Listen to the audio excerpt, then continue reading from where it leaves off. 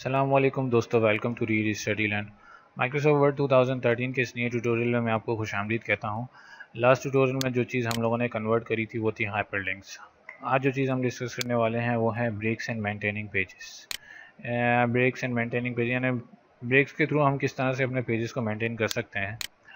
आज इस टॉपिक में हम वही चीज़ डिस्कस करेंगे। तो यहाँ पर मैंने एक छोटा सा डॉक्यूमेंट लिया है, एक समरी है, रेवेन्यू समरी है एक तरह की। आप देख रहे होंगे कि ये जो समरी है ये कंटिन्यू है यहाँ से लेके यहाँ तक इस नए पेज के ऊपर। तो इसमें काफ़ी मुश्किल हो रही है मुझे रीड करने में, यानी कि मेरा आधा पेज इस पेज पर, आधा कंटेंट इस पेज पर है और बाकी का कंटेंट जो है वो लास्ट वाले पेज के ऊपर है।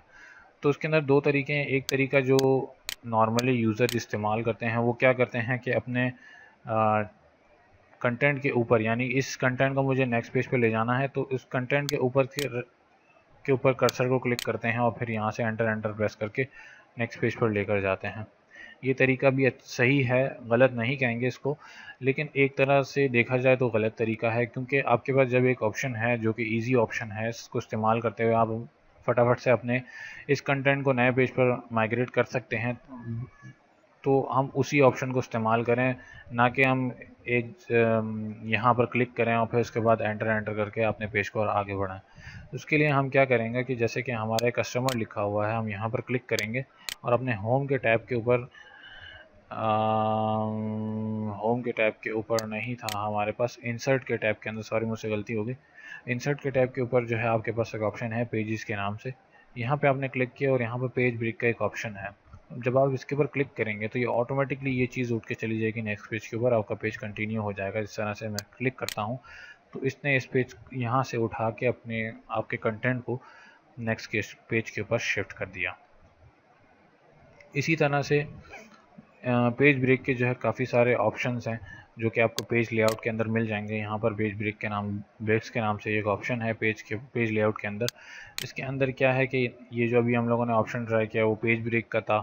कॉलम्स ब्रेक को हम लोग कर सकते हैं, यानी कि अगर हम कोई कॉलम, जैसे कि 2 कॉलम का कंटेंट है, यहाँ से कंटिन्यू होकर दूसरे कॉलम के अंदर जा रहा है, तो हम उस किसी कॉलम के पैराग्राफ को भी ब्रेक कर सकते हैं दूसरे कॉलम के अंदर।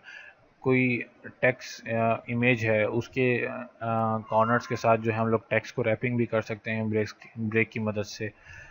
किसी पेज को जो है नए पेज में भी ब्रेक कर सकते हैं, जैसे कि हम लोगों ने अभी किया।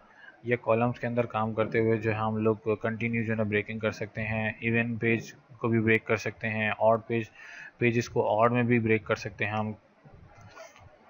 एक और एग्जांपल मैं खोल लेता हूँ, मेरे पास यहाँ पर एक खुली मैंने बनाई हुई थी कि ये आप देख रहे होंगे कि 2 कॉलम का जो है एक पेज है। इस पेज के अंदर 2 कॉलम्स बने हुए हैं और ये जो कंटेंट है यहाँ से चलता हुआ जा रहा है और कंटिन्यू हो रहा है इस वाले कॉलम के अंदर। अब मैं चाहता ये हूँ कि मेरा जो ये वाला कॉलम है इसको मैं एक न्यू पैराग्राफ के अंदर कन्वर्ट कर दूँ।